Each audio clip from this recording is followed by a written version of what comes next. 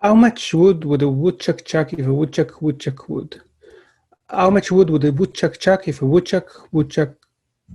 Oh, sorry, I didn't see you there. I'm just warming up because this video and the next one is going to be pretty twisted in logic, and I want to make sure that I'm ready for it and I won't get confused. So some tongue twisters before we have logic twisters. So today in this video, we're going to talk about self-reference, which is quite a bizarre idea that Turing machines can know themselves. And before that, we'll start with this other idea that Turing machines can reproduce. And it kind of comes from this, perhaps a paradox, if you want, that we want to think about living things as machines, right? We in the very first video, I discussed computation as this very, very powerful thing that captures a lot of things, including the way humans behave, their biology, their mind. So if living things are machines, then let's see if they behave like machines.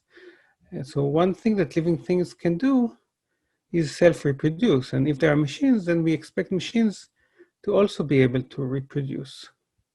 But machine, it seems, would not reproduce, would not self-reproduce. So it sounds like a paradox, perhaps a way to argue that living things are a bit more than machines. And what I want to do now in the next slide is to say that perhaps living things are more than machines, but this is not what's going to prove that. So we're going to start, before we talk about self-reference, with these notions that there are machines that can reproduce. So before we show you a machine that can self-reproduce, let's take a first step. One of the ingredients of this machine is going to be the following. There is a computable function, Q, that on every string, W, Q of W is, so what this computation does is produce a description of a Turing machine, PW. And PW is a machine that ignores its input and just spits out W and then accepts. So let's see it more visually and kind of sketch a proof. So we want this relation little q to be computable, meaning that we need to define a Turing machine BQ that computes this relation. So what does this relation has to do? This function has to do? It gets an input W, and then it spits out, it writes a description of a machine, Turing machine PW. And what does PW do? PW ignores its input and just prints W. So it's a machine that on every input S, it ignores it and just prints W. And this is not hard to see that you can do something like this. You get Q gets as an input W, and it creates a machine PW.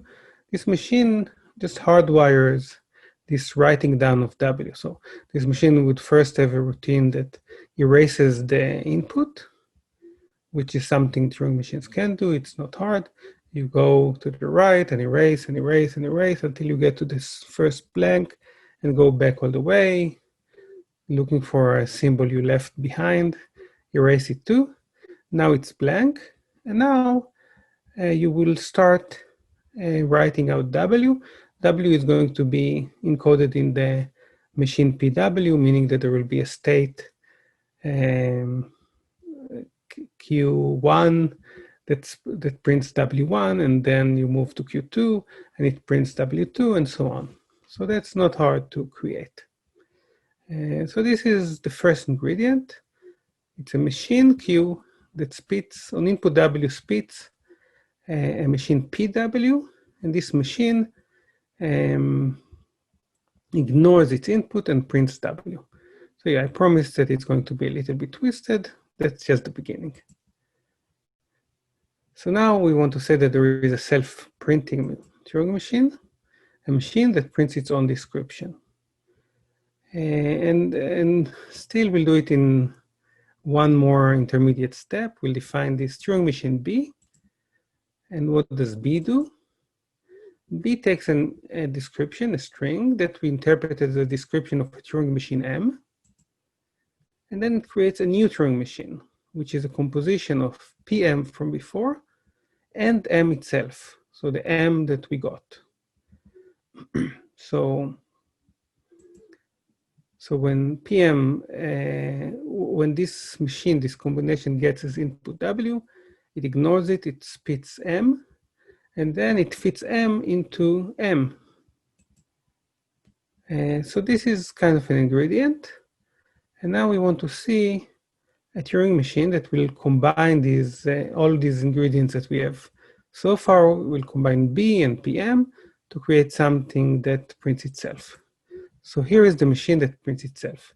This machine by itself is a composition of P. B, recall, is the one from before, and B itself. So this is a machine that we claim now is going to print its own description. Because so for every input, the only thing it will do is print its description. So what happens when it gets an input W, it's going to ignore it. B ignores its input and just prints, just outputs B. And now you run B on B. What does B do when it runs on B? So we go back to see what the description of B is.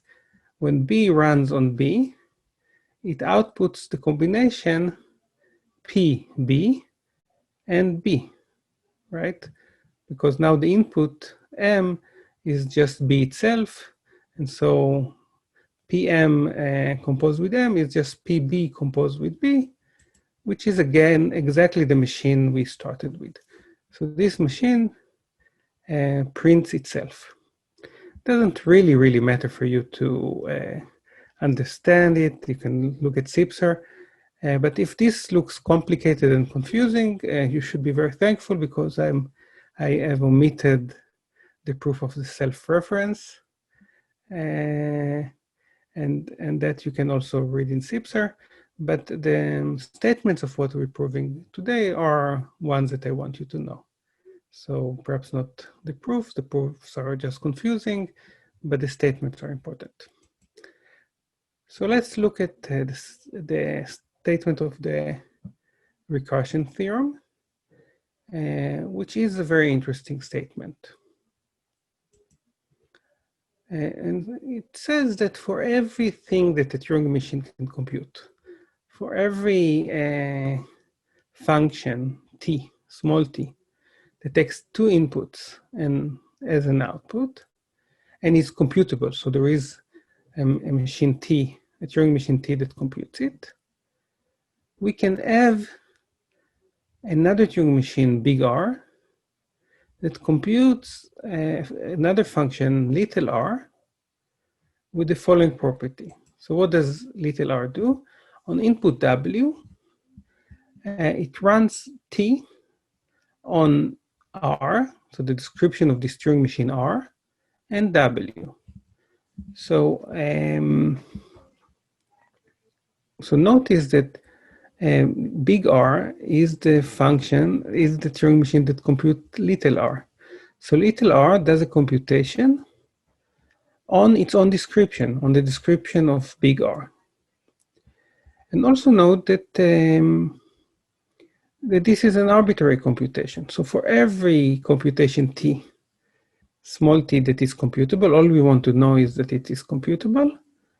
There is a Turing machine that is able to compute, to make this computation T with its first input being its own description. So yeah, so if we look at T, it gets two inputs and outputs their function, and R takes a single input and computes T on its own description and W. And since it's so general, it applies for every T. What it means is that Turing machines can be assumed to have access to their own description and do any computation on their own description. So for every computable t, there is a computable r, such that r of w is t of big R and w, where r is the description of little r. It's the description of the Turing machine that computes little r. So now suppose that you design any Turing machine. Think about this Turing machine as t.